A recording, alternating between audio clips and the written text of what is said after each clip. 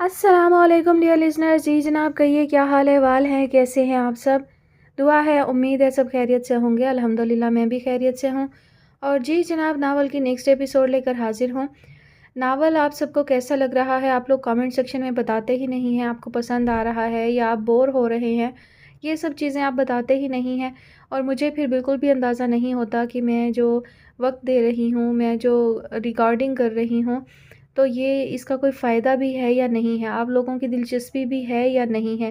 تو آپ comment section میں کم از کم اس بات کا اظہار تو کیا کریں نا کہ آپ کو ناول دلچسپ لگ رہا ہے یا نہیں. اندازے ہی لگا سکتا ہے انسان کے ناول میں آگے کیا ہونے والا ہے. اپنی کسی طرح کی رائے کا اظہار تو کیا کریں نا. چلیے بڑھتے ہیں کہانی کی جانب. تو جناب کہانی کا نام ہے خواب، خواہش اور زندگی. مصنفہ ہے رابعہ رزاق اور آج آپ سب سنیں گے اس کی قسط نمبر 13. یہ کیا مصیبت گلے سے لگائی ہے تم نے؟ شمائلہ کمال سرمد بخاری پر برس رہی تھی اور وہ ڈھٹائی سے مسکرا رہا تھا. دیکھو ڈیئر، کچھ مصیبتیں اتنی حسین اور باکمال ہوتی ہیں کہ ان کا بوجھ پھولوں سے بھی ہلکا محسوس ہوتا ہے. اور تم تو جانتی ہو صنف نازک ہمیشہ سے میری کمزوری رہی ہے. میں اسے کبھی مایوس نہیں کرتا. وہ ایک آنکھ ہلکے سے دباتے ہوئے اپنے مخصوص لہجے میں بولا تو شمائلہ اسے گھور کر رہ گئی. وہ کل رات سے اس کے ساتھ تھی اور اب تھک سی گئی تھی. گزری رات کے حادثے میں سرمد بخاری کو معمولی چوٹیں آئی تھیں. اس نے کسی مشاق کھلاڑی کی طرح کود کر خود کو بچا لیا تھا اور اس کے ساتھ بیٹھی سعدیہ کلا بازی کھا کر الٹنے والی گاڑی کی زد میں اس بری طرح سے آئی تھی کہ اب تک اسے ہوش نہیں آیا تھا. ٹانگ اور پسلیوں میں فریکچر کے ساتھ سر پر آنے والی چوٹ کے باعث وہ تقریباً کوما کی حالت میں تھی.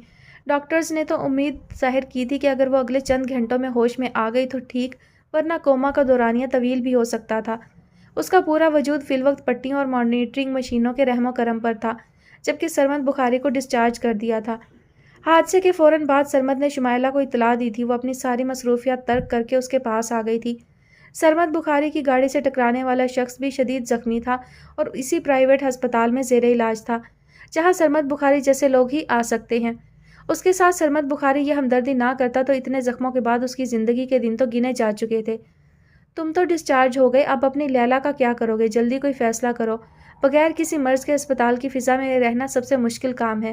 شمائلہ کی نازک مزاجی اود کر آئی تھی. سرمد بخاری سعدیہ کے لیے فکر مند سا تھا. مخصوص عورتانہ فطرت کے باعث شمائلہ کو توجہ کا انداز بالکل نہیں بھایا تھا. حالانکہ سرمد بخاری جس کماش اور کاروبار کا آدمی تھا، اس میں تو دن رات جسموں کے سودے ہوتے تھے اور شمائلہ باقاعدہ ان کی حصے دار تھی. لیکن سرمد بخاری کے لیے اس کی جذباتیت اپنی جگہ برقرار تھی. وہ اس کا بہترین دوست ہی نہیں، غمگسار اور ہمراز بھی تھا. وہ کبھی کبھی بھرپور انداز میں اس کی ذہنی اور جسمانی تشفی کا اہتمام کرتا تھا. تب شمائلہ بہت مسرور اور مطمئن ہو جاتی تھی. اسے یقین تھا کہ اگر سرمد بخاری نہ ہوتا تو شاید منیر کمال سے تنگ آ کر خودکشی کر چکی ہوتی یا کسی دوسرے ملک میں روپوش ہو چکی ہوتی. تم بتاؤ نا کیا کیا جائے؟ اس سالی کے تو گھر والے اب تک بھاگ جانے کا سوگ منا چکے ہوں گے اور یہ یہاں بے خبر پڑی ہے. وہ دونوں اسپتال کے کیفیٹیریا میں چائے سے لطف اندوز ہو رہے تھے. ایسا کرو اس کے گھر والوں کو انفارم کر دو. شمائلہ نے سنجیدگی سے مشورہ دیا. اسے اسپتال کے بیڈ پر پڑی اس نوعمر لڑکی سے کوئی ہمدردی نہیں تھی. کون سے گھر والوں کو انفارم کروں جانے من؟ مجھے تو پتہ نہیں کہاں رہتی ہے. میرا ڈرائیور اسے پک کرنے جاتا تھا. پھر اس کے گھر والوں کا اگر کوئی کانٹیکٹ نمبر ہوتا بھی تو میں کیوں اپنے گلے میں یہ گھنٹی باندھوں؟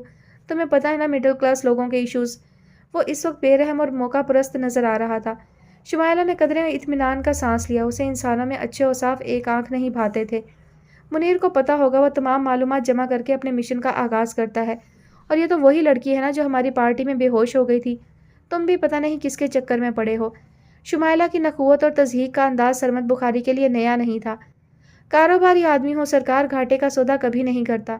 میں نے اس کو دبئی چلنے کے لیے راضی بھی کر لیا تھا. تمہیں پتہ ہے پروفیشنل لڑکی کے نخرے اور ڈیمانڈز، اور مجھے اپنے کلب کے لیے ہمیشہ فریش مال چاہیے. سرمد بخاری کے چہرے پر کمینی سی مسکراہٹ رقصاں تھی. شمائلہ نے اپنی نظریں اس کے چہرے پر جما دیں. کل کے ایکسیڈنٹ کے بعد وہ مزمحل سا نظر آ رہا تھا. لیکن اب تو یہ مال سرے سے ہی خراب ہو گیا ہے. سودا کیا کرو گے؟ شمائلہ چائے کا کپ سوسر میں رکھتے ہوئے اس کے انداز میں بولی تو وہ ہنس پڑا. نا جی، تھوڑا ٹائم لگے گا مگر ٹھیک ہو جائے گی. اور ویسے بھی یار، تھوڑا بہت تو انسان کا دل میرے اندر بھی ہے. اس حالت میں اسے سڑک پر تو نہیں پھینکا جا سکتا تھا نا. وہ اس کے چہرے پر نظریں جما کر بولا تو شمائلہ اپنی کیفیت چھپانے میں کامیاب ہو بھی گئی ہو. سرمد بخاری عورتوں کی مخصوص حاسدانہ فطرت سے بخوبی واقف تھا. چند سال پہلے اس نے دوسری شادی کی تھی اور دونوں کی زندگی اس لحاظ سے بہت مزے میں گزر رہی تھی کہ وہ امریکہ میں مقیم تھی اپنے بچے کے ساتھ، جبکہ سرمد بخاری کاروبار کے سلسلے میں زیادہ تر دبئی میں رہتا تھا. یا پھر پاکستان میں شمائلہ کے ساتھ؟ ٹھیک ہے پھر تم خدمت خلق جاری رکھو، اس کے ہوش میں آنے کا انتظار کرو، میں چلتی ہوں، گاڑی کی ضرورت ہے تو ڈرائیور کے ساتھ بھجوا دیتی ہوں۔ وہ اپنا ہینڈ بیگ لے کر کھڑی ہو گئی، اس کے چہرے پر بیزاریت کی لکیریں بہت واضح تھیں۔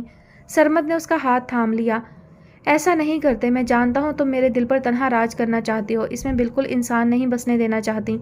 کیفیٹیریا میں معمول کا رش تھا، شمائلہ نے جذبت سا ہو کر ہاتھ چھڑا لیا۔ وہ شرارت سے مسکرا دیا۔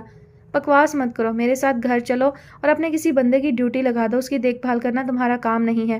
وہ جب ہوش میں آ گئی تو تمہیں انفارم کر دیا جائے گا، آخر کو ہسپتال کا بل بھی تمہارے ذمے ہے، وہ حتمی انداز میں کہتے ہوئے کیفیٹیریا سے باہر نکلنے کو بےتاب تھی۔ اب چلو ابھی، سخت بوریت والا ماحول ہے یہ۔ شمائلہ کے لہجے کا تناؤ برقرار تھا۔ سرمد بخاری نے چند لمحے کا توقف کیا اور پھر موبائل فون کی طرف متوجہ ہو گیا۔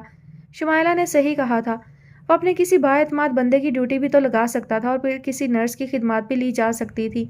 پیسے والے آدمی کے لیے کبھی بھی کوئی مشکل مسئلہ نہیں بنتی۔ مسئلے تو سارے غربت کی گود میں پلتے ہیں جو انسان سے سوچنے سمجھنے کی صلاحیت بھی چھین لیتے ہیں۔ نانو کے گھر کا دروازہ کھلا ہوا تھا۔ کشمالہ دبے پاؤں ان کے کمرے میں چلی آئی تھی۔ وہ جائے نماز پر بیٹھی تسبیح میں مصروف تھیں۔ ایک نظر کشمالہ پر ڈال کر اسے بیٹھنے کا اشارہ کر کے وہ اپنا وظیفہ مکمل کرنے لگی تھی۔ کشمالہ عقیدت سے انہیں دیکھ رہی تھی۔ آسمانی رنگ کے سوٹ میں گلابی رنگت والا مہربان چہرہ اپنے اندر ڈھیر سارے کرب چھپائے ہمیشہ اپنے رب کا شکر گزار نظر آتا تھا۔ کشمالہ کو ان کی استقامت اور حوصلے پر رشک آتا تھا۔ اس نے کبھی رشتوں کو ان کے اصل روپ میں نہیں دیکھا تھا، بس نام ہی سنا تھا، اور اب جب ان میں سے کچھ رشتے مجسم ہو کر سامنے آئے تھے تو اسے احساس ہوا تھا کہ وہ دونوں بہنیں کتنی بد نصیب تھیں جو ایک مدت محبت کے اصلی رنگوں سے محروم رہی تھیں۔ ڈھیر سارے دوست، احباب، کولیگ، ساتھی اس ایک رشتے کا نعم البدل تو ہو ہی نہیں سکتے تھے جو نانو کے روپ میں انہیں ملا تھا۔ اس کا دل تشکر کے جذبات سے لبریز ہو گیا تھا۔ وہ چپکے سے اٹھ کر نانو کے پاس چلی آئی اور ان کے برابر میں بیٹھ کر یوں مگن سی ہو گئی جیسے خود بھی کسی وظیفے میں مصروف ہو۔ نانو نے تسبیح ختم کر کے جائے نماز سمیٹتے ہوئے اس کے کندھے پر ہاتھ رکھا تو وہ سر اٹھانے کے بجائے اسی انداز میں ان کے کندھے سے آ لگی۔ تھوڑی ہی دیر میں اس کی ہلکی ہلکی سسکیاں نانو کی سماعتوں سے ٹکرانے لگی تھیں۔ یہ کیا بچے، تم رو رہی ہو؟ نانو نے اس سارے عرصے میں اسے پہلی بار روتے دیکھا تھا، بلکہ وہ تو کبھی انہیں افسردہ اور پریشان بھی نظر نہیں آئی تھی۔ اسے اپنی باہوں میں سمیٹتے ہوئے انہوں نے حیرانی سے پوچھا۔ بس یوں ہی آپ پر پیار آ رہا تھا، وہ بے ساختہ بولی اور بھیگی آنکھوں سے انہیں دیکھنے لگی۔ گلابی ڈوروں والی نیلی آنکھوں میں نانو کے لیے اتنا پیار تھا کہ وہ بے اختیار اس کا چہرہ اپنے ہاتھوں میں سمیٹ کر چومنے پر مجبور ہو گئی۔ یہ لڑکی اول دن سے انہیں اپنے دل کے پاس محسوس ہوتی تھی۔ پیار تو مجھے بھی تم پر آ رہا ہے، اس کا مطلب یہ ہے کہ میں بھی رونا شروع کر دوں؟ بتاؤ نا۔ وہ اسے خفگی سے دیکھنے لگی۔ اس لمحے انہیں یاد بھی نہیں تھا کہ وہ منیر کمال کی بیٹی ہے، اور جب ہم دونوں روئیں گے تو ہمیں چپ کون کروائے گا؟ انہوں نے اس کے آنسو پونچھتے ہوئے کہا تو وہ بھی مسکرا دی۔ اب بتاؤ کیا ہوا؟ بے موسم کی برسات سے مجھے کوئی انسیت نہیں؟ نانا اس کا ہاتھ تھام کر محبت سے پوچھ رہی تھی۔ کشمالہ کے نین مزید نیر بہانے لگے۔ اسے تو اب پتہ چلا تھا محبت اور قربت آنسوں کی روانی کا باعث بن جاتی ہے۔ ارے بچے کچھ بولو بھی تو، ہوا کیا ہے؟ طارق نے کچھ کہا ہے؟ عاشر سے کوئی بات ہوئی ہے؟ وہ تو ہے ہی بدتمیز، پہلے دن سے تم لوگوں سے خائف ہے، دیکھو اس کی باتوں کا برا مت منایا کرو۔ نانو تو گھبرا ہی گئی تھی۔ کشمالہ نے جلدی سے آنسو پونچھ کر خود پر قابو پایا، ورنہ دل تھا کہ بے قابو ہوئے جا رہا تھا۔ پتہ نہیں کس کس دکھ پر آج روئے چلا جا رہا تھا، کون کون سے درد اس کو نظر آ رہے تھے۔ کوئی کمی سی تھی جو رونے پر مجبور کر رہی تھی۔ نانو کسی نے کچھ نہیں کہا، میں سوچ رہی تھی پاپا سے کچھ پوچھوں مگر وہ فون پر بیزی تھے تو میں آپ کے پاس آ گئی۔ وہ انہیں مزید پریشان نہیں کرنا چاہ رہی تھی، اس لیے جلدی سے خود کو سنبھال لیا۔ ویسے بھی ہسپتال سے آنے کے بعد سب ان کا بہت خیال رکھتے تھے، حتی الامکان کوشش کرتے تھے کہ ان کے مزاج کے خلاف کوئی بات نہ ہو۔ وہ اب عمر کے جس حصے میں تھیں وہاں دل صدموں کا متحمل ہو ہی نہیں سکتا تھا۔ ان آنسوؤں کا کوئی تو سبب ہوگا۔ کیا ماں یاد آ رہی ہے؟ انہوں نے نرمی سے بال سہلاتے ہوئے پوچھا۔ ماں جیسی آپ مل تو گئیں، اب وہ یاد نہیں آتی ہیں، البتہ وہ کچھ کہتے کہتے رک گئی۔ باپ کو یاد کرنے کا کوئی فائدہ نہیں، اس کے بارے میں جان گئی تو میں آپ سے شرمندہ ہو جاؤں گی۔ ہاں بولو نا، رک کیوں گئی؟ انہوں نے اصرار کیا۔ اپنی سوچوں کو جھٹک کر کشمالہ آس بھری نگاہوں سے انہیں دیکھنے لگی۔ نانو ایسا کیا ہوا تھا جو شمائلہ آپ کی، عاشر کی اور پاپا کی زندگی سے چلی گئی اور پھر آج تک پلٹ نہ سکی؟ انہیں شاید اس کے چہرے پر یہ سب پہلے سے لکھا نظر آ رہا تھا، اس لیے اس کے تجسس پر اچنبھا نہیں ہوا تھا۔ وہ پلٹنا بھی چاہے تو اس گھر کے دروازے اس کے باپ نے بند کیے تھے، میں کبھی نہیں کھولوں گی۔ کشمالہ کی بات پر ایک گہرا سانس لے کر انہوں نے روانی سے کہا تو وہ قدرے حیران سی اصرار کی اس دنیا میں اڑنے کے لیے راستہ ڈھونڈنے لگی۔ نانو میں نے کہیں پڑھا تھا عورت اپنا گھر کبھی نہیں توڑنا چاہتی جب تک گھر کے در و دیوار اس کے لیے اجنبی نہ ہو جائیں۔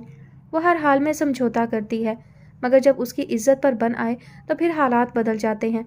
وہ بمشکل لفظ جمع کر کے بولی اس کے پاس جرح کے لیے بہت کچھ تھا، مگر وہ نانو کو پریشان نہیں کرنا چاہتی تھی۔ تم نے ٹھیک پڑھا تھا، عورت ہر حال میں سمجھوتا کرتی ہے، لیکن ایک اور طاقتور چیز ہوتی ہے جس سے ہر انسان ہار جاتا ہے، مات کھا لیتا ہے، اور وہ ہے انسان کا نفس۔ پتہ ہے انسان کا نفس پاگل کتے کی طرح ہوتا ہے۔ کتا اپنے جس مالک کے لیے وفاداری کی انتہا کر دیتا ہے، پھر اسی مالک کو بے لگام ہونے کے بعد کاٹ بھی ڈالتا ہے، پاگل جو ہو جاتا ہے۔ اور سب سے زیادہ نقصان اسی کا ہوتا ہے جو اس پاگل کتے کو گولی مارنے کی بجائے زندہ چھوڑ دیتا ہے۔ پتہ ہے بچے، جب نفس عقل پر غالب آ جائے اور جذبات کی بھوک اس کی طاقت بن جائے تو انسان اچھائی، برائی، گناہ، ثواب کے سارے فرق مٹا دیتا ہے۔ وہ اپنی ہی دھن میں بولے جا رہی تھی اور کشمالہ بے خبری میں انہیں دیکھے جا رہی تھی۔ اس کی سمجھ میں نہیں آ رہا تھا نفس کے آگے شمائلہ نے گھٹنے ٹیک دیے تھے یا طارق محمود نے۔ نانو، ایک چیز ہوتی ہے فطرت اور ایک چیز ہوتی ہے تربیت، دونوں میں کون طاقتور ہوتا ہے؟ کس پر بھروسہ کیا جا سکتا ہے؟ وہ بے ساختہ پوچھ بیٹھی۔ دونوں میں سے کسی پر بھروسہ نہیں کیا جا سکتا جب تک نفس کو کچلنا نہ آئے، اور اس آزمائش میں ہر انسان کھرا نہیں اتر سکتا۔ بہت مشکل ہوتا ہے نفس کی شکست کے لیے جذبات کا خون کرنا۔ نانو کی آنکھوں میں ملال کی پرچھائیاں لہرا رہی تھی۔ کشمالہ کو خود پر غصہ بھی آیا، خواہ مخواہ ان کے زخم کریدنے بیٹھ گئی تھی، مگر یہ ضروری بھی بہت تھا۔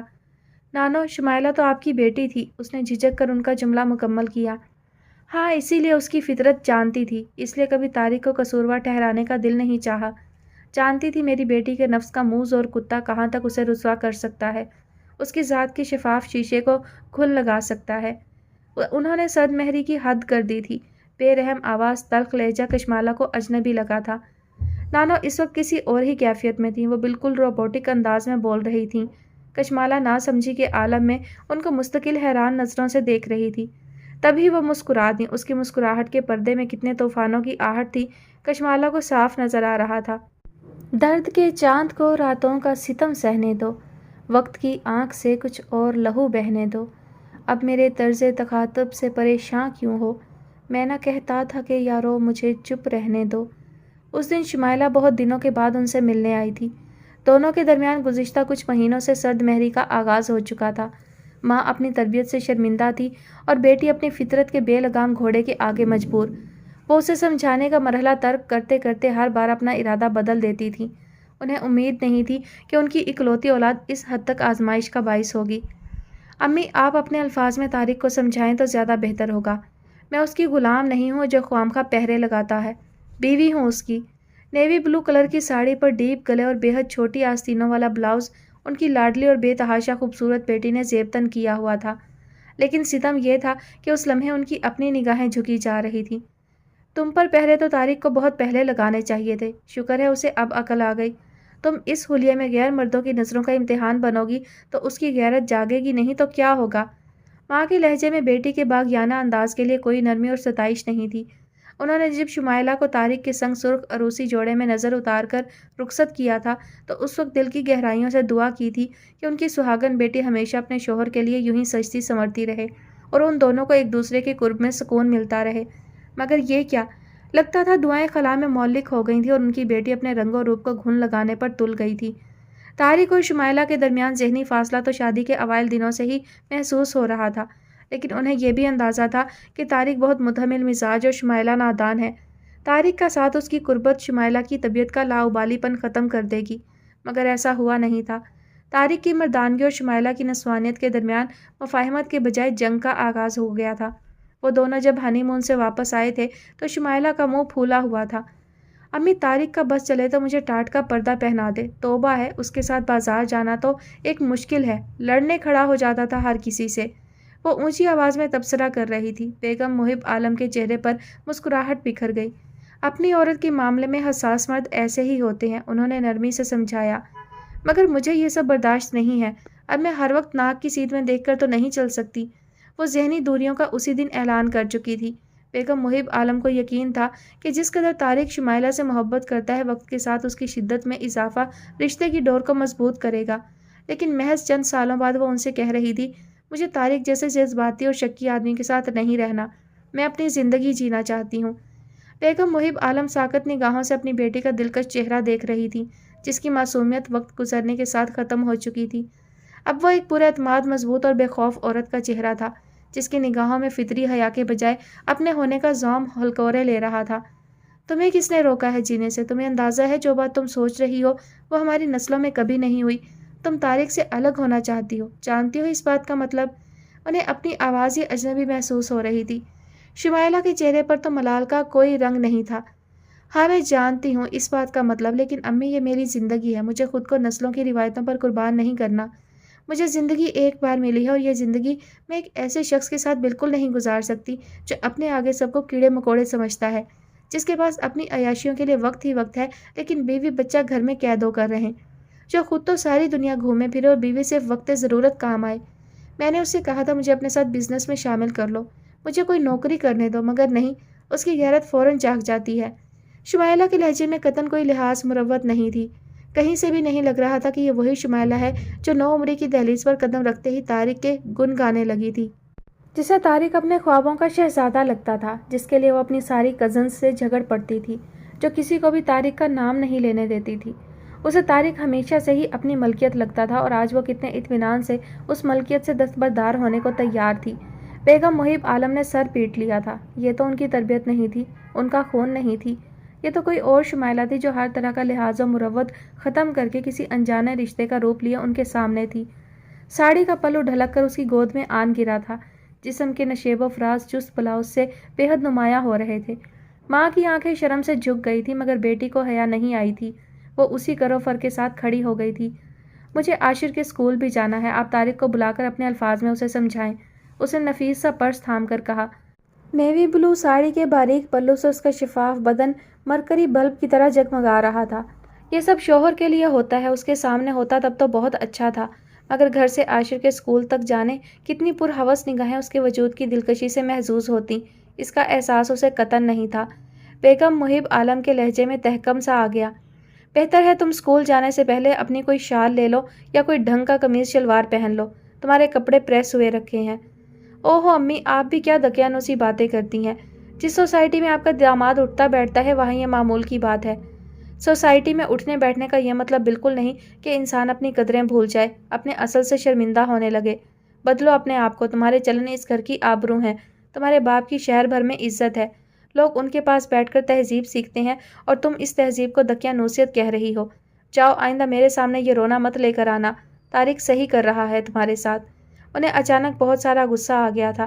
شمائلہ چند لمحے کھڑی دیکھتی رہی اور پھر پلٹ کر بیرونی دروازے کی طرف بڑھ گئی، اور بیگم محب عالم کو یوں محسوس ہوا جیسے ان کا دل کھائی میں جا گرا ہو۔ یہ تو ان کے وہم و گمان میں بھی نہیں تھا کہ ایک دن وہ اپنی بیٹی کے بارے میں یہ سب کچھ سنیں گے۔ انہیں تو طارق سے شرم آ رہی تھی، جو سر جھکائے بیٹھا شمائلہ کے کارنامے گنوا رہا تھا۔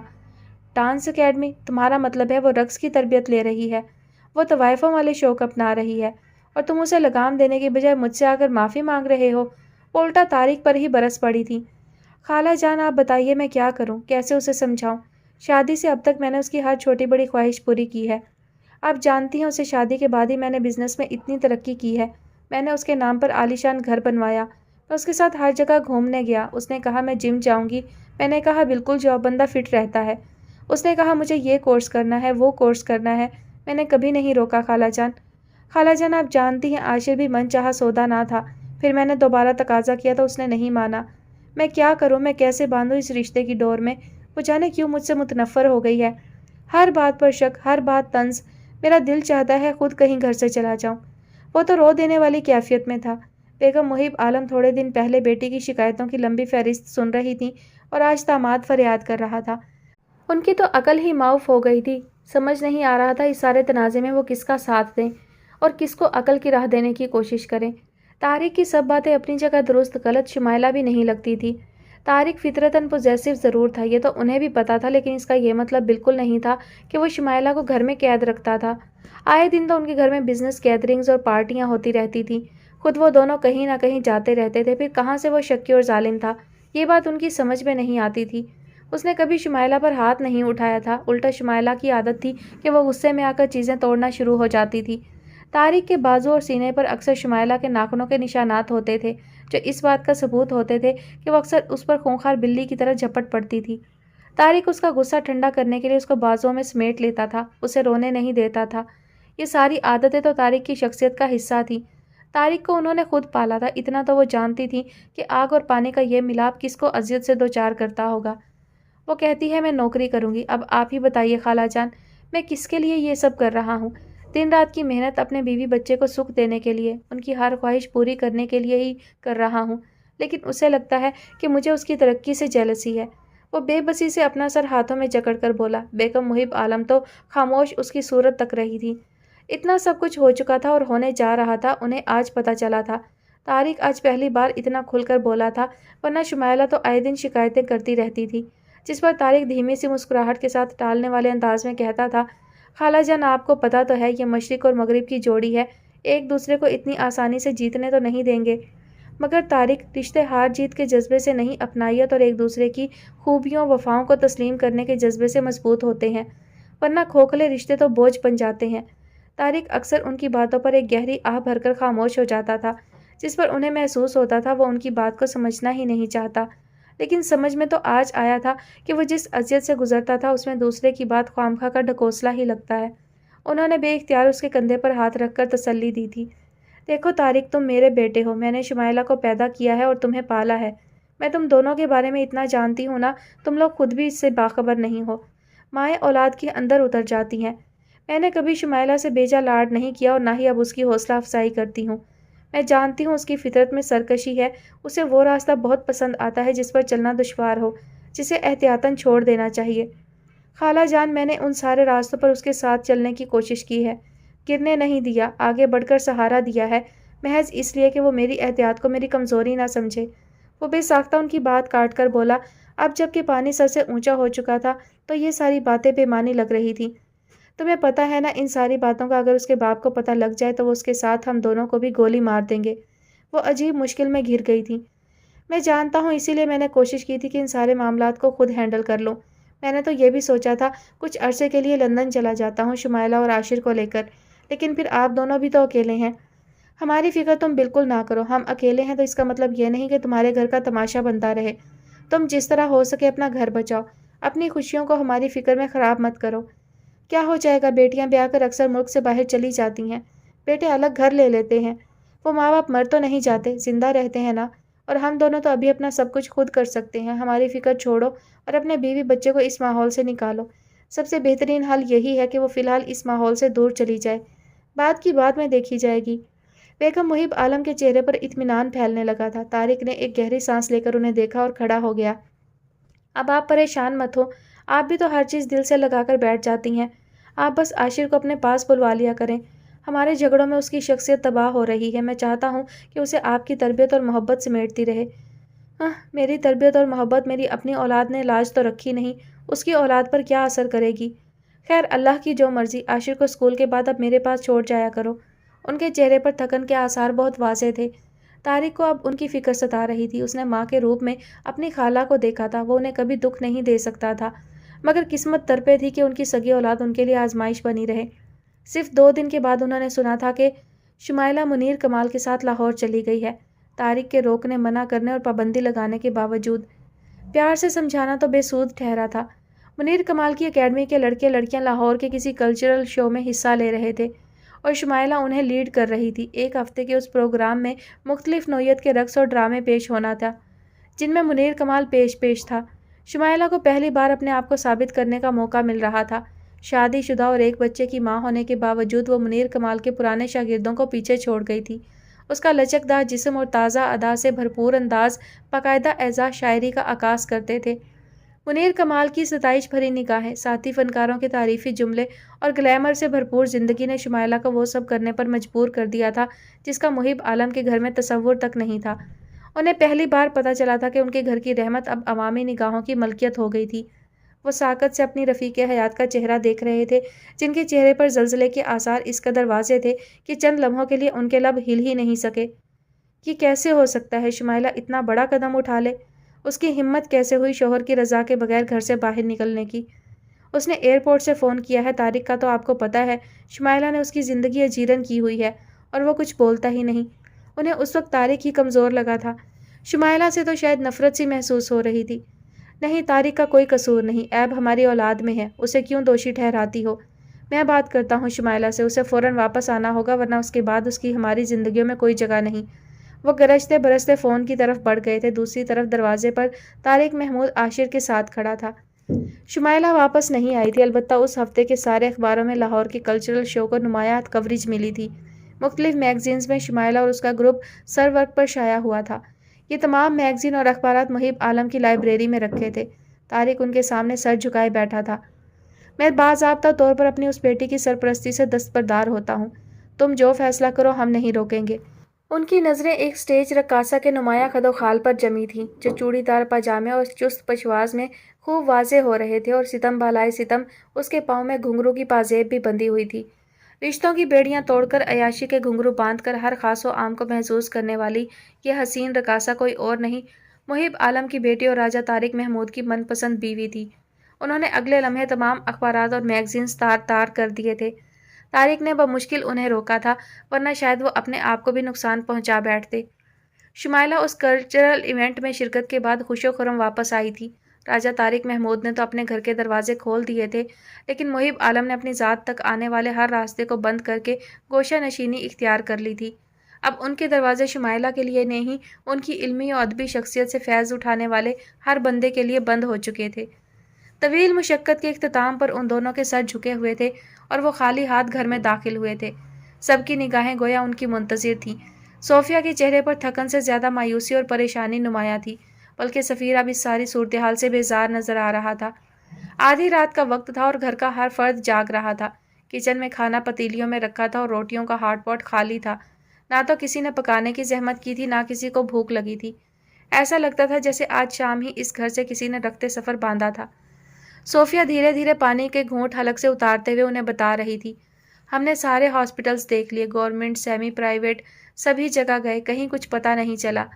وہ کہیں ہوگی تو پتہ چلے گا۔ نعمان ٹھیک کہتا ہے، یہ اظہر کے علاوہ کسی کا کارنامہ نہیں ہو سکتا۔ ہمیں اظہر کے خلاف رپورٹ کرنی چاہیے۔ بے وقوفی کی باتیں مت کرو۔ پولیس میں رپورٹ کا مطلب ہے اپنے ہاتھوں سے اپنے اشتہار لگا دیں۔ اگر وہ ناہنجار اپنی خوشی کے ساتھ اس کے پاس گئی ہے تو پولیس کیا تیر مار لے گی؟ آج کل تو ہر اخبار، ہر چینل ایسے چٹخاروں کی تلاش میں ہوتا ہے۔ کل کو وہ کسی این جی او کا سہارا لے کر ہمارے خلاف کھڑی ہو جائے گی، تب ہم کس کو الزام دیں گے؟ بتاؤ تم لوگ۔ تایا نے پہلی بار دھیمے اور ہارے ہوئے لہجے میں قدرے عقل کی بات کی تھی۔ پھر تو میری ماں نے اظہر کے گھر والوں سے بات کریں اور اسے واپس لا کر عزت سے رخصت کر دیں۔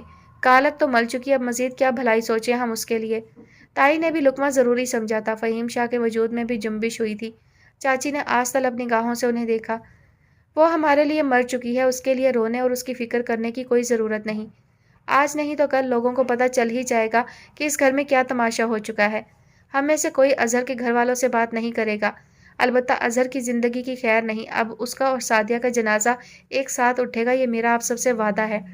فہیم شاہ کی غیرت و حمیت اتنے خطرناک انداز میں بیدار ہوئی تھی کہ صوفیہ ہونک بنی انہیں دیکھتی رہ گئی تھی۔ اللہ کرے سعدیہ تم جہاں رہو محفوظ و مامون رہو، اپنے ظالم گھر والوں کے ہاتھ کبھی نہ لگو۔ اس نے صدقے دل سے دعا مانگی اور چاچی کے پاس چلی آئی جو دھواں دھار رو رہی تھی۔ سعدیہ کی گمشدگی کو ایک دن گزر گیا تھا۔ چچی تو پچھاڑے کھا رہی تھی، البتہ گھر والوں کے چہروں پر کمال کا سکتہ طاری تھا۔ کوئی کسی سے بات کرنے، مشورہ دینے یا پھر ہمدردی کرنے کا روادار نہیں تھا۔ پھر بھی یہ بات گھر کی چار دیواری کا حصار توڑ کر باہر نکل گئی تھی، اور لوگوں کو ایسے موقع پر ہمدردی جتانے کا خاص شوق ہوتا ہے۔ سو اس شوق کی تکمیل کے لیے خواتین نے گھر میں جھانکنا شروع کر دیا تھا، اور پہلے تو دبے لفظوں میں استفسار کیا تھا، پھر چچی کی غمناک صورت اور بہتے آنسوں نے ان کی سرگوشی کو اونچے سروں میں بدل دیا تھا۔ کوئی تو بات ہے جو تم لوگ ہم سے چھپا رہے ہو۔ دیکھو محلے داری کا معاملہ ہے، کل کلاں بات اچھلے گی تو سارے جگ کو پتہ چلے گا۔ ہم بھی بیٹیوں والے ہیں، عزت تو سب کی سانجھی ہوتی ہے۔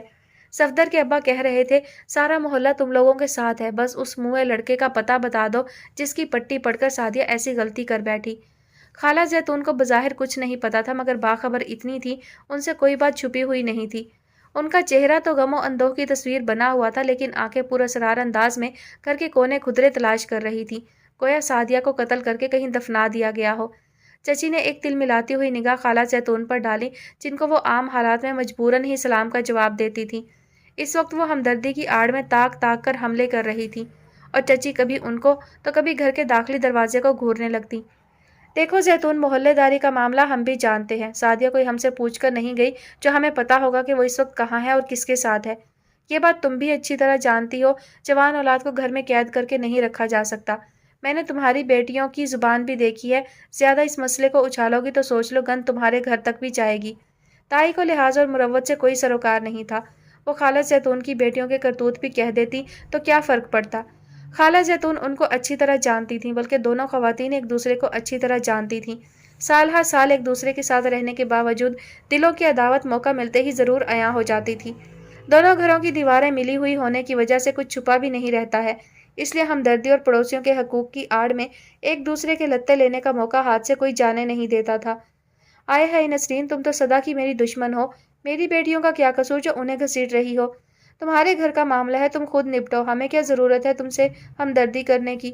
وہ کپڑے جھاڑ کر کھڑی ہو گئی، ان کے چہرے پر خطرناک قسم کے تاثرات تھے۔ چچی کا دل غیر معمولی انداز میں دھڑکنا شروع ہو گیا۔ انہیں یقین تھا محلے کے جس گھر کو کچھ نہیں بھی پتا ہوگا، وہاں تھوڑی دیر کے بعد سعدیہ کے نام کا ان کے عزت دار گھر کا ریکارڈ بجنا شروع ہو جائے گا۔ یہ محلہ اور اس کی تنگ راہداریوں والے گھر برسوں سے ایسے ہی تھے، نہ کسی نے کشادہ گھر بنانے کی کوشش کی تھی، نہ ہی سوچ بدلنے کی۔ ایک دوسرے کے گھر کی خبر رکھنے والے یہ تمام محلے دار برے نہ سہی مگر اچھے بھی نہیں تھے۔ ان کے ساتھ بنا کر رکھنے کے لیے حقیقتاً دل پر پتھر رکھنا پڑتا تھا، اور اس وقت تو معاملہ بھی ایسا تھا کہ سارے پتھر اس گھر کو ہی سنبھال رکھنے تھے، جو آ چکے تھے اور جو آنے والے تھے۔ چچی نے آگے بڑھ کر خالہ زیتون کا ہاتھ تھاما۔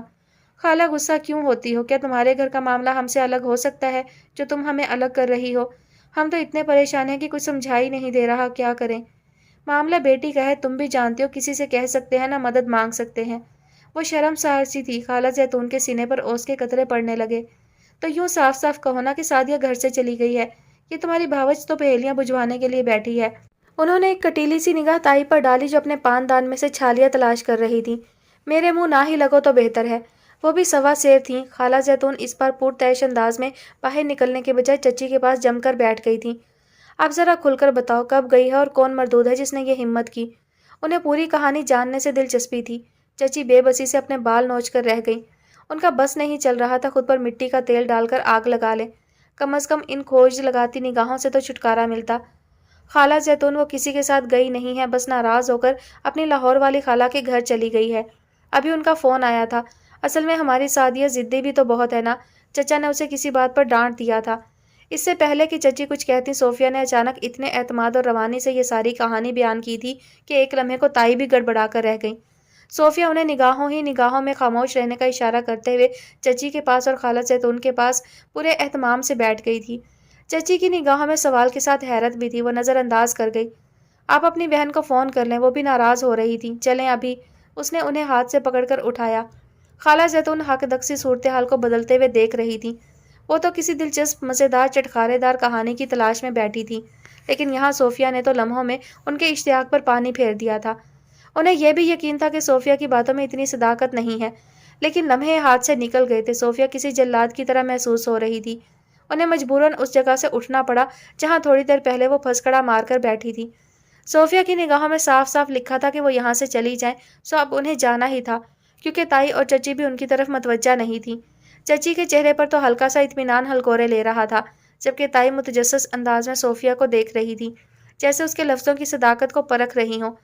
خالہ زیتون کے جانے کے بعد صوفیہ نے ان دونوں کو مخاطب کیا تھا۔ میری یہ سمجھ میں نہیں آتا، آپ ہر آئے گئے کو منہ کیوں لگا لیتی ہیں؟ سعدیہ ہے نہیں ہے یہ ہمارے گھر کا مسئلہ ہے، ہمیں کوئی ضرورت نہیں کسی دوسرے کے سامنے صفائیاں پیش کرنے کی۔ وہ ٹھیک ٹھاک غصے میں تھی۔ لگانا پڑتا ہے بی بی، ہم محلے والوں سے کٹ کر نہیں رہ سکتے۔ کل کو یہ خبر گھر سے باہر نکلتی ہے اور ہم صفائیاں ہی دیتے رہے تو محلے والے ہمارا ناطقہ بند کر دیں گے، ہمارا جینا حرام کر دیں گے۔ خاندان برادری کے کچھ اصول ہوتے ہیں، سب کو ساتھ لے کر چلنا پڑتا ہے۔ تائی نے تو اچھا خاصا لیکچر دے دیا تھا۔ صوفیہ کے چہرے پر بے شمار شکنیں نمودار ہونے لگی۔ اسے اس گھر کے اصول و ضابطے سمجھنے کے لیے ہی یہ سارا بنباس مول لینا پڑا تھا، اور ہر نئے دن اس پر انکشاف ہوتا تھا کہ اس گھر میں راحت بیگم طویل عرصے تک کیوں نہیں رہ پائیں۔ معذرت کے ساتھ تائی، آپ جس دور کی باتیں کرتی ہیں اسے گزرے صدیاں بیت گئیں۔ کل اس گھر میں سعدیہ کو مارنے کا فیصلہ ہو رہا تھا، آج محلے والوں کی پنچایت کی باتیں ہو رہی ہیں۔ کیا آپ لوگوں کی اپنی کوئی زندگی بھی ہے یہاں؟ کسی کو اپنی مرضی سے جینے کا حق نہیں؟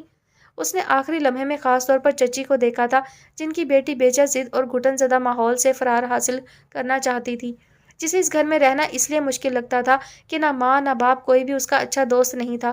تائی کو اس لمحے وہ بالکل اپنی ماں جیسی لگی تھی، زندگی بدلنے کی باتیں کرنے والی۔ یہ الگ بات کہ وہ عورت زندگی کی سازش کا شکار ہو گئی۔ زندگی بدلی ضرور مگر محرومیوں کے ساتھ۔ اچھا چھوڑو ان باتوں کو، تم یہ بتاؤ سعدیہ نے تمہیں فون کیا ہے؟ چچی کی آنکھوں میں موہوم سی امید تھی، انہیں بھی لگتا تھا سعدیہ ضد میں ہی آ کر کہیں چلی گئی ہے۔ سعدیہ نے مجھے تو فون نہیں کیا لیکن مجھے یقین ہے وہ ضرور فون کرے گی۔ میں تو ان خاتون کی باتوں سے بیزار ہو گئی تھی۔ ہمارے لیے زندگی موت کا مسئلہ بنا ہوا ہے اور انہیں تفریح سوچ رہی ہے، اس لیے میں نے ان کو بھگا دیا۔ آپ پلیز لوگوں کو کہانی سنانے مت بیٹھ جائیں، یہ لوگ تماشا دیکھنے کے شوقین ہوتے ہیں، انہیں کسی سے ہمدردی نہیں ہوتی، پلیز۔ اس کی آنکھوں کی گیلی سطح پر التجا ہلکورے لے رہی تھی۔ ملکہ سے نیوی بلو سوٹ میں تھکے تھکے چہرے والی صوفیہ چچی کو اس لمحے اپنی سب سے بڑی ہمدرد محسوس ہوئی۔ وہ اتنے سارے دنوں سے یہاں تھی، انہوں نے کبھی اس پر توجہ کی نظر نہیں ڈالی تھی۔ صبح اکثر وہ اس کے لیے ناشتہ بنانا بھول جاتی، جب وہ آئی تھی تو انہیں بھی اس کا یہاں آنا بہت بوجھ محسوس ہوا تھا۔ لڑکوں کے گھر میں لڑکی ذات کا بوجھ، خوامخواہ کی ذمہ داری، ان کے دونوں بیٹے بھی بڑے ہو رہے تھے۔ چچی نے بے اختیار آگے بڑھ کر اسے گلے سے لگا لیا۔ اللہ نے راحت کو کتنی سمجھدار بیٹی دی ہے۔ آپ ٹھیک کہتی ہیں، لیکن میری ماں نے اپنی سمجھداری میرے اندر نہ ڈالی ہوتی تو کوئی فائدہ نہیں تھا میرے دنیا میں آنے کا۔ اس کا چہرہ مبہم سی مسکراہٹ سے چمکنے لگا۔ تائی کے لیے محبت اور لگاوٹ کا یہ مظاہرہ بالکل بھی قابل قبول نہیں تھا، سو مداخلت لازمی تھی۔ بتا دیا ہوگا تم نے اپنی ماں کو سعدیہ چلی گئی، خوش ہو گئی ہوگی۔ پان کی تازہ گلوری منہ میں رکھتے ہوئے انہوں نے اپنے مخصوص لہجے میں کہا تو صوفیہ کے چہرے پر طنزیہ سی مسکراہٹ بکھر گئی۔ میری ماں کے پاس خوش ہونے کے لیے اور باتوں کی کمی ہے کیا؟ اور ویسے بھی ان کی سوچ اتنی گھٹیا نہیں ہے۔ وہ پہلے بھی کسی کو معاف نہیں کرتی تھی لیکن ان کے درمیان رہ کر مزید منہ پھٹ ہو گئی تھی۔ ہر بات کا نپا تلا جواب حاضر ہوتا تھا۔ ہاں تم ٹھیک کہہ رہی ہو، اسے بھلا کیا کمی خوشیوں کی؟ ہم تو ندیم کو سمجھا کر تھک گئے تھے، رشتہ داری اپنے جیسے لوگوں میں کرو۔ ویسے بھی عورت کا دماغ اگر ساتویں آسمان پر ہو تو مرد کی کوئی اوقات ہی نہیں ہوتی ہے، وہ بیچارہ گھن چکر بن کر رہ جاتا ہے۔ بہت دنوں کے بعد انہوں نے ماضی کی دیوار پر ہتھوڑا سا مارا تھا اور صوفیہ اس سوراخ میں سے دوسری طرف دیکھنے کی کوشش کرنے لگی تھی، تبھی چاچی نے اس کا ہاتھ تھام کر اندر کی جانب قدم بڑھا دیے تھے۔ کبھی تو خاموش رہا کریں آپ لوگوں کے، اسی گھمنڈ نے آج یہ دن دکھا دیا ہے، صوفیہ نے جاتے جاتے کہا تھا۔ تائی کو تو خیر کرنٹ لگا ہی تھا، چچی کو بھی اس کے لفظوں کی سنگینی کا احساس شدت سے ہوا تھا۔ تو کیا سعدیہ کسی مکافات عمل کی لپیٹ میں آ گئی؟ کوئی نامعلوم سا احساس ان کے دل میں نیزے کی طرح گڑ گیا تھا۔ انہوں نے کنکھیوں سے صوفیہ کے چہرے کو دیکھا، وہاں کوئی تجسس، کوئی بے چینی نہیں تھی، وہ بس سعدیہ کے لیے پریشان تھی۔ یہ بے چینی تو ان کے اپنے اندر بڑی سرت سے جاگی تھی، انہیں بہت کچھ یاد آ رہا تھا، راحت کے وہ الفاظ بھی جب اس نے صوفیہ کے مستقبل کے لیے اس گھر کے ہر فرد کو واسطہ دیا تھا کہ وہ اسے ندیم شاہ کی زندگی سے الگ نہ کریں، لیکن ان کی کسی نے نہیں سنی تھی۔ اور ندیم شاہ، رات کا جانے کون سا پہر تھا جب وہ اپنے تربتر وجود کے ساتھ اٹھ کر بیٹھ گئی تھی۔ بجلی کے بریک ڈاؤن یا کسی اور وجہ سے اس کے کمرے کا AC بند ہو چکا تھا، وہ خاصا موٹا کمبل لیے بغیر سوتی نہیں تھی، تو اس وقت نیلے رنگ کا نائٹ ڈریس اس کے پسینہ پسینہ جسم کے ساتھ لپٹ چکا تھا۔ اس نے کمبل ایک طرف پھینکتے ہوئے سائڈ ٹیبل پر رکھے لیمپ کو روشن کرنے کی کوشش کی، مگر روشنی ہوتی تو اس کی آنکھیں کھلتی نہ۔ کبھی کبھی باہر کی روشنی کو بھی اندر کی تاریکی نگل لیتی ہے، اور وہ تو اب برملا اس بات کا اقرار کرتی تھی کہ اس کی روح اتنی تاریک ہو چکی ہے کہ ڈراؤنے خوابوں کے علاوہ کچھ نظر نہیں آتا۔ او ہاں، ڈراؤنا خواب، ابھی کسی خواب کی وجہ سے تو اس کی آنکھ اچانک کھل گئی تھی، ورنہ وہ اتنا کچھ کھا پی کر سوئی تھی کہ آنکھ کھلنے کا سوال ہی پیدا نہیں ہوتا تھا۔ مگر خواب اتنا بھیانک نہیں بلکہ انوکھا تھا کہ وہ تسلسل کے ساتھ اس کو دیکھتے رہنے کی کوشش میں بیزار ہو گئی تھی۔ اس نے ایک گہری سانس لے کر سائڈ ٹیبل پر پھر ہاتھ مارا، موبائل کی اسکرین روشن کر کے اس نے سگریٹ سلگانے کے لیے لائٹر تلاش کیا۔ لائٹر وہاں ہوتا تو ملتا، اس نے سگریٹ کا پیکٹ دیوار پر دے مارنے کے بعد اپنا سر بیڈ گراؤنڈ پر ٹکا دیا تھا۔ سونے سے پہلے 2 پیگ پینے کے باوجود اس کے سر میں شدید درد اور ذہن بوجھل ہو رہا تھا۔ اب تو سکون آور ادویات بھی کام نہیں کرتی تھی۔ AC ابھی بھی بند تھا، شاید کسی نے جنریٹر بھی آن نہیں کیا تھا۔ اس کا دل چاہا ابھی اٹھ کر پورے کمال ولا کو آگ لگا دے۔ آگ کا مقابلہ تو آگ ہی کر سکتی ہے۔ اس کا دل چاہا کہ کھولتے ہوئے دماغ کو بیڈ گراؤنڈ کے ساتھ پوری شدت سے ٹکرا دے، مگر وہ فطرتاً اتنی بزدل اور کمزور ہو چکی تھی کہ اب اس طرح کی حرکتوں سے بہت خوف محسوس ہوتا تھا۔ وہ اپنے زخمی ہونے سے، بیمار ہونے سے اور شاید مرنے سے بھی بہت ڈرنے لگی تھی، ورنہ راجہ طارق محمود کی دلربا بیوی کی حیثیت سے وہ بارہا اپنا سر دیوار سے ٹکرا دیتی تھی تاکہ وہ اپنی ساری مصروفیات ترک کر کے صرف اس کا سر اپنی گود میں رکھ کر بیٹھا رہے۔ وہ اپنی ضد منوانے کے لیے یا غصے کا اظہار کرنے کے لیے بڑے آرام سے تیز چھری اپنی نبض پر رکھ لیتی تھی، تب تو طارق محمود بے قرار ہو کر اسے سمیٹ لیتے تھے اور پھر اس کو اپنی باہوں میں چھپا کر چپکے سے سرگوشی کرتے تھے۔ جو دل چاہے کرو، خود کو تکلیف مت دیا کرو، میری جان نکل جاتی ہے۔ نیند کی گولیاں کھانے کی دھمکی دینے کے علاوہ چھت سے کودنے کی دھمکی دینا تو معمول کی بات تھی۔ یہ تو طارق محمود کا ہی حوصلہ تھا کہ وہ اس کے ہر عمل کو سہ جاتے تھے، یہ سوچ کر کہ وہ ان کی زندگی سے الگ تو نہیں۔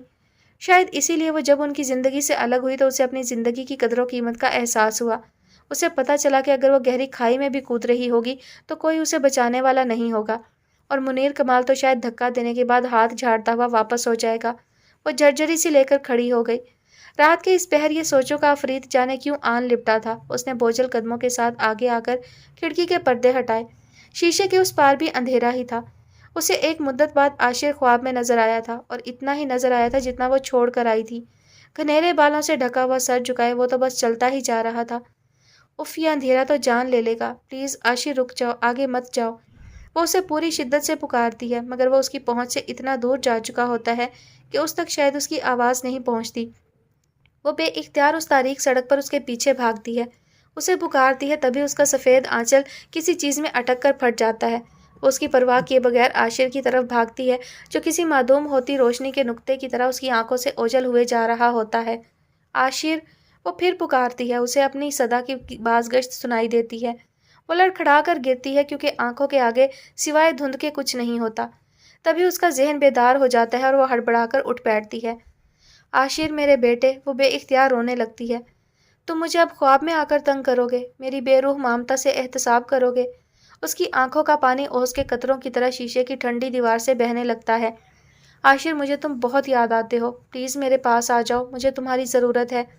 اور جب عاشر کو تمہاری ضرورت تھی، اس کے ذہن پر جیسے کوئی نوکیلا پتھر چھید کرتا ہے۔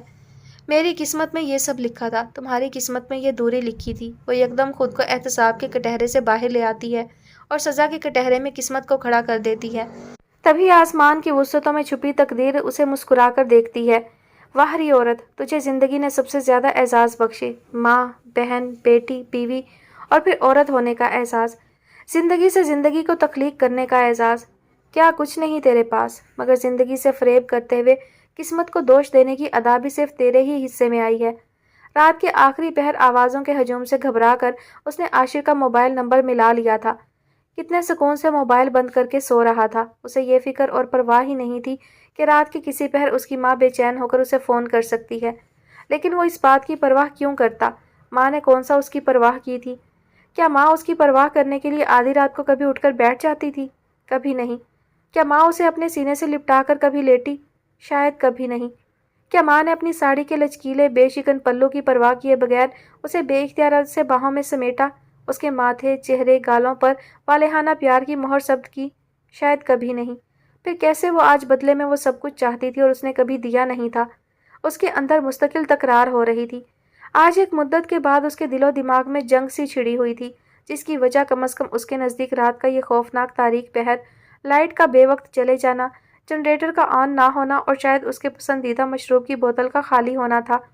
وہ ان سب کو مورد الزام ٹھہراتے اپنی کمزوری پر کھلستی واپس اپنے بستر پر چلی آئی تھی۔ وہ یہ سب کرتے ہوئے وقت کے انصاف اور تقدیر کے کٹہرے کو یکسر نظر انداز کر گئی تھی۔ اس کی سمجھ میں ابھی تک نہیں آیا تھا کہ وقت اپنے فیصلوں سے ٹکرانے والوں کو امتحانوں سے آشنا کرتا ہے، ان کے ساتھ کبھی ہنستا ہے اور کبھی روتا ہے، لیکن ان کے پچھتاوے ختم کرنے کے لیے کوئی مدد نہیں کرتا۔ نانو، یہ مما کہاں چلی گئی؟ میں ان کو فون کرتا ہوں، وہ جلدی سے چلی آئیں، میری برتھ ڈے بھی تو آنے والی ہے نا۔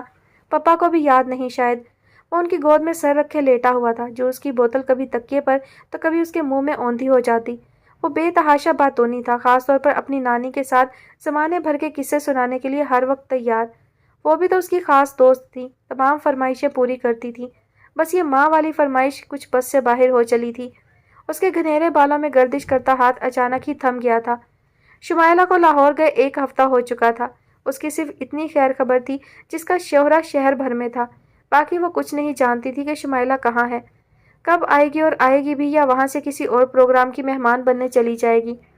گلیمر اور رنگ و بو کی جس دنیا کا آسیب اسے اپنی لپیٹ میں لے چکا تھا، اس کے بعد بیگم محب عالم کے لیے یہ اندازہ لگانا قطعاً کوئی مشکل کام نہیں تھا کہ شمائلہ کی اگلی مسافت کیا ہوگی، اور اس کی زندگی کا ہر پڑاؤ اب انگاروں سے دہکنے لگا تھا۔ انہوں نے عاشر عباس کی سوال کرتی نگاہوں کو نظر انداز کرنے کے بجائے اپنے حوصلوں کو جمع کیا۔ پتہ ہے عاشی، اب میں تمہیں نہیں جانے دوں گی۔ تم چلے جاتے ہو تو میں اداس ہو جاتی ہوں نا۔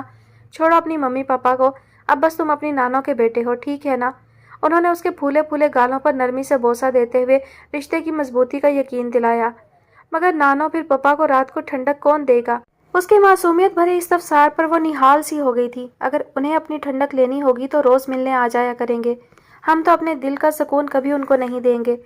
ویسے نانو، یہ سکون کیا ہوتا ہے؟ ماما ایک دن پپا سے کہہ رہی تھیں کہ وہ اپنے مخصوص پرتجسس انداز میں کہتے کہتے رک گیا۔ کیا کہہ رہی تھیں؟ بولو نا، انہوں نے اصرار کیا۔ دل پر انجانا سا بوجھ عاشر سے کچھ سنے بغیر ہی آن پڑا تھا۔ پتہ نہیں ماما ہر وقت پپا کو کہتی رہتی ہیں میرا سکون دے دو، پہلے میں بہت سکون سے تھی۔ وہ جیسے اپنے ذہن پر زور دیتے ہوئے کچھ سوچ رہا تھا تو نانو کے چہرے پر تھکن آمیز سی مسکراہٹ پھیل گئی۔ پاگل ہے تمہاری ماما، تم ان دونوں کی باتیں بالکل نہ سنا کرو، کان بند کر لیا کرو۔ نانو، میں تو اپنے روم میں چھپ جاتا ہوں، پھر بھی مجھے آواز آ جاتی ہے۔ اس نے جوس کی بوتل کو گیند بنا کر کیچ کرتے ہوئے اقرار کیا۔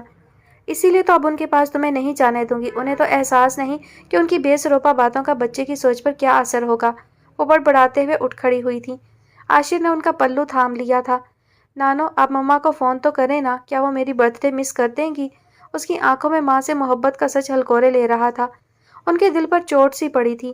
کیسی ظالم ماں تھی ان کی بیٹی، اس پھول جیسے بچے کی آنکھوں میں مچلتے احساس کی زبان کو آج تک نہ سمجھ پائی تھی۔ کتنے مزے سے اپنی زندگی میں مگن تھی اور وہ اس کی توجہ کا منتظر تھا۔ تم اپنے سارے فرینڈز کو انوائٹ کر لو، اس بار تمہاری برتھ ڈے پارٹی نانو ارینج کریں گی کسی بڑے سے ہوٹل میں۔ اور مما پپا، اس کا کیا ہے، ہر لمحے نئی زندگی لیتی رہتی ہے۔ وہ دونوں نہیں آئیں گے، ان کی پنشمنٹ ہے یہ۔ وہ ان کی بات پر کھلکھلا کر ہنس پڑا تھا۔ ایسا تو اس کی زندگی میں کبھی نہیں ہوا تھا کہ وہ گہری نیند سے بیدار ہو اور صبح کی تازگی اپنے اندر سمونے کے لیے گہری سانس لے تو ڈھیر سارے گلابوں کی خوشبو اس کی سانسوں کو معطر کر جائے۔ وہ جھٹکا کھا کر اپنے بستر سے اٹھا تھا اور حیران پریشان اپنے ارد گرد پھیلے پھولوں کو دیکھ رہا تھا جو مختلف بوکیز کی صورت اس کی study table, side table, book shelf, glass window کے سامنے بنے شیڈ اور کونے میں رکھے بڑے سے پیتل کے گلدان میں سجے تھے۔ یا اللہ، میں اتنا بے خبر سوتا رہا اور یہاں یہ سب کچھ ہوتا رہا۔ وہ پریشان سے زیادہ حیران تھا اپنی بے خبری اور مست الست نیند پر۔ اس نے سائڈ ٹیبل پر رکھے بوکے کا جائزہ لیا۔ ضرور یہ کاشف کی کارستانی ہوگی، تو کیا وہ آ گیا ہے؟ لیکن وہ ہے کہاں؟ اس نے ایک ساتھ ڈھیر ساری باتیں سوچی تھی اور بوکے میں کسی قسم کا ثبوت نہیں تھا جو اس واقعے پر روشنی ڈالتا۔ کاشف کی کراچی سے آج واپسی متوقع تھی، لیکن وہ اتنا صابر کب سے ہو گیا جو چھپا بیٹھا ہے۔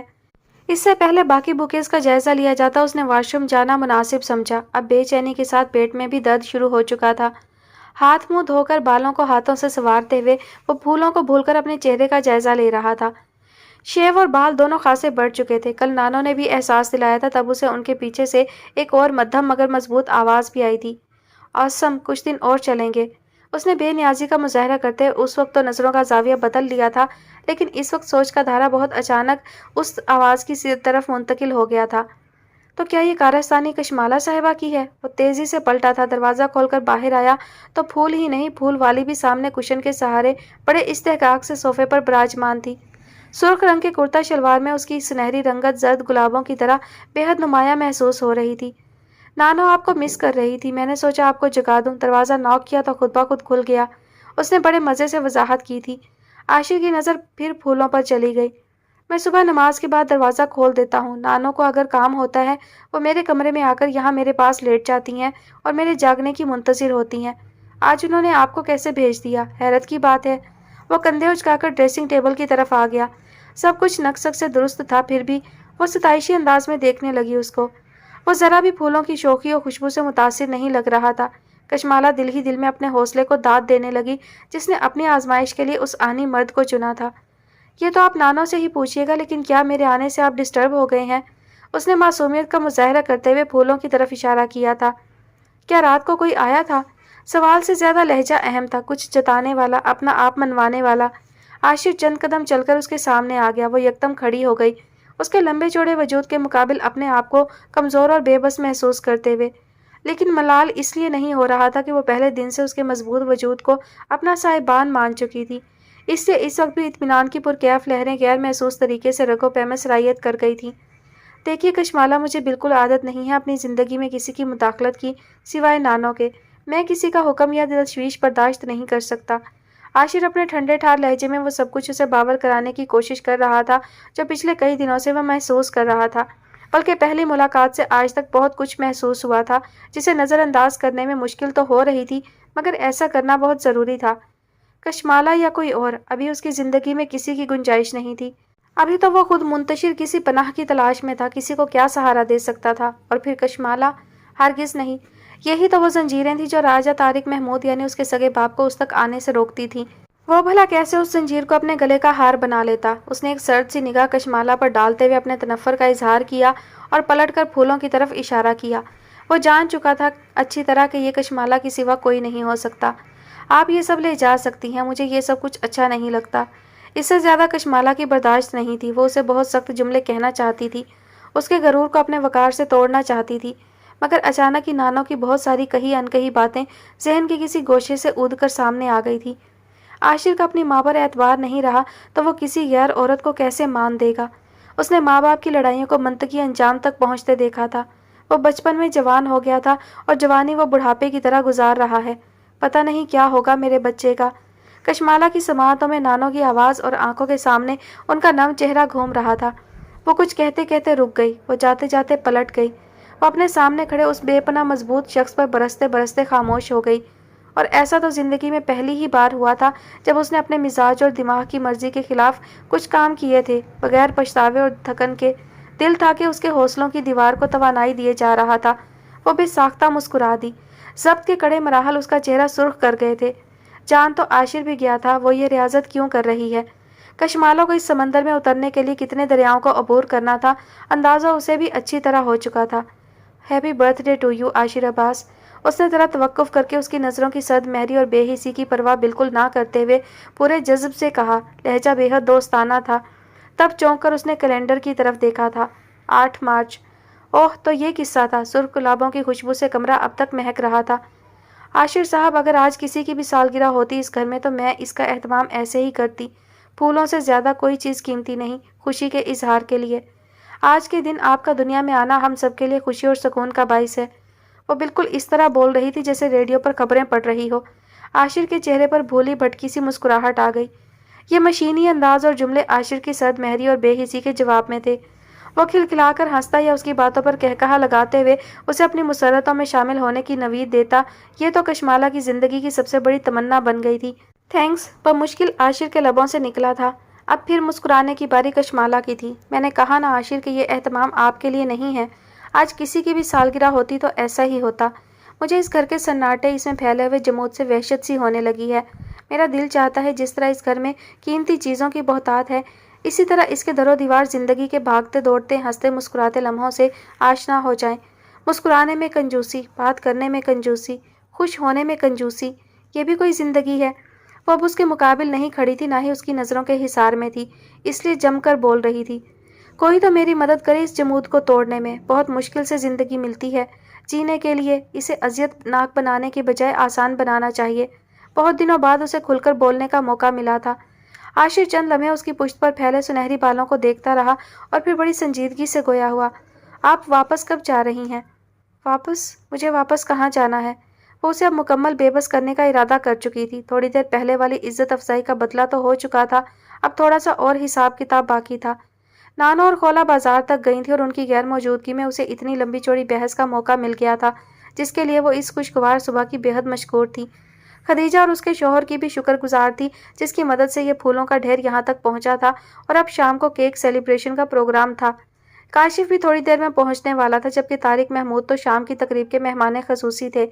اس نے سوچ لیا تھا اس گھر کے سکوت پر ضرب لگانے کے لیے پہل تو کہیں سے کرنی پڑے گی۔ لہو روتی آنکھوں میں مسرتوں کے دیپ تو جلانے پڑیں گے، چاہے اس کے لیے اسے اپنی انا کی شکست برداشت کرنی پڑے۔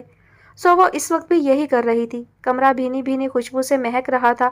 عاشر کی قربت اور اسے اپنے ہونے کا احساس دلانے کے لیے یہ لمحے اتنے قیمتی تھے کہ وہ ان کی طوالت کی دعا دل کی گہرائیوں سے کرنے لگی۔ اسی لیے شریر سے مسکراہٹ کے ساتھ پوچھ بیٹھی۔ عاشر اپنے موبائل کی طرف متوجہ تھا۔ ویسے میرے جانے سے آپ کو کیا فائدہ ہوگا؟ آپ کے جانے سے آپ کا فائدہ ہو جائے گا، وہ اسی کے انداز میں جواب دے کر دروازے کی جانب بڑھ گیا۔ ویسے اب فائدے نقصان کی پرواہ کسے ہے؟ پتہ نہیں یہ بڑبڑاہٹ تھی یا آواز مدھم، بہرحال وہ بمشکل سن پایا۔ ایک الجھن آمیز کیفیت اس کے ذہن کی دیواروں سے لپٹی، مگر وہ نظر انداز کر کے کمرے سے باہر نکل گیا۔ ناشتے کا ٹائم نکلا جا رہا تھا اور آج اسے ناشتے کے علاوہ بھی بہت سارے کام کرنے تھے۔ سب سے پہلے اپنے ہیڈ آفس حاضری دینی تھی جہاں سے اس کی پوسٹنگ کے آرڈر آ گئے تھے۔ اسے حیرت ہوئی تھی اتنی جلدی یہ کیسے فیصلہ ہو گیا۔ وہ تو ابھی مزید مظفر آباد میں رہنا چاہتا تھا، مگر وہ ساری سوچوں کو جھٹکتے ہوئے ناشتے کی ٹیبل پر پہنچ گیا تھا۔ خدیجہ نے اس کی پسند کا ناشتہ بنا رکھا تھا، فروٹ یوگرٹ کا اضافہ بھی تھا۔ اسے پتا تھا اس طرح کے اضافے اب کشمالہ کی مرضی سے ہوتے ہیں۔ اس کا کچن میں، گھر میں اور شاید اب اس کی زندگی میں بھی عمل دخل شروع ہو چکا تھا۔ عاشر نے غیر محسوس طریقے سے فروٹ یوگرٹ باؤل پر ایک کھسکا دیا، لیکن وہ نہیں جانتا تھا کشمالہ اتنی آسانی سے اس کی زندگی سے باہر نہیں ہوگی۔ وہ رغبت سے ناشتہ کر رہا تھا، تبھی اس کے ٹراؤزر کی جیب میں پڑا موبائل بجنے لگا۔ کوئی نامعلوم نمبر تھا۔ حسب عادت سوئچ آن کرتے ہوئے سلام کیا تو دوسری طرف سے نڈھال مزمحل سی آواز اس کی سماعتوں سے ٹکرائی۔ وہ نسوانی آواز اسے سالگرہ کی مبارکباد دے رہی تھی۔ کیا آپ کو پتا ہے میں آج کتنے سال کا ہو گیا ہوں؟ پتہ نہیں اس کے دل میں کیا آئی، وہ یکدم پوچھ بیٹھا۔ آگے خاموشی کا وقفہ سا آ گیا تھا۔ شاید شمائلہ کمال اپنے بیٹے کی عمر کے سال انگلیوں پر گن رہی تھی۔ اس کے چہرے پر استحضائیہ سی مسکراہٹ پھیل گئی۔ دیکھیں یہ کام آپ کی بس کی بات نہیں، کیوں خود کو پریشان کرتی ہیں؟ آپ کو مجھ سے الگ ہوئے 19 سال ہو چکے ہیں اور میں 27 سال کا ہو چکا ہوں۔ اس وقت آپ کے ہاتھ سے کب کا نکل چکا۔ اس نے ساری اذیت شمائلہ کمال کی طرف منتقل کرتے ہوئے فون بند کر دیا تھا اور پھر اسے سوئچ آف کرتے ہوئے ٹراؤزر کی جیب میں ڈال دیا تھا۔ شمائلہ کمال آج کل اس سے مستقل رابطے کی کوششوں میں تھی۔ کبھی وہ فون بند کر دیتا، کبھی وہ ریسیو کر لیتا، مگر ہر بار اس کی سوچ میں تلخی اور دل کا بوجھ بڑھتا ہی رہتا۔ ماں باپ، جب ان لفظوں سے وابستہ ذمہ داری کا احساس نانو نے ایک عرصے سے اپنی ذات سے وابستہ کر رکھا تھا، تو پھر وہ کیسے ان دونوں کو اس رشتے کا احساس سونپ دیتا؟ عاشر کو لگتا تھا جیسے وہ کچھ عرصے سے کسی ڈرامائی دنیا میں رہ رہا ہے۔ وہ سر جھٹک کر چائے پینا چاہتا تھا، مگر زندگی کی تلخی ہر ذائقے پر حاوی ہو چکی تھی۔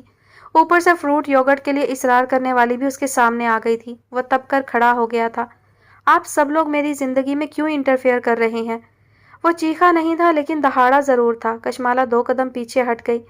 سب لوگ؟ اسے حیرت سی ہوئی۔ وہ اپنی بھڑاس جملے میں نکال کر جا چکا تھا۔ کشمالہ کو مزید حیرت ہوئی تھی۔ وہ سر تھام کر ایک ڈائننگ چیئر پر بیٹھی ہی تھی کہ خدیجہ سرگوشی کے انداز میں قریب آ کر بولی، ابھی کوئی فون آیا تھا، پہلے ان پر غصہ کیا اور پھر آپ کو دیکھ کر غصہ آ گیا ہوگا۔ خدیجہ کا آخری جملہ مسکراہٹ میں چھپا ہوا تھا۔ کشمالہ نے اسے گھور کر دیکھنا لازمی سمجھا اور فروٹ یوگرٹ کا باؤل لے کر ڈائننگ ہال میں رکھے ٹی وی کے سامنے آ کر بیٹھ گئی۔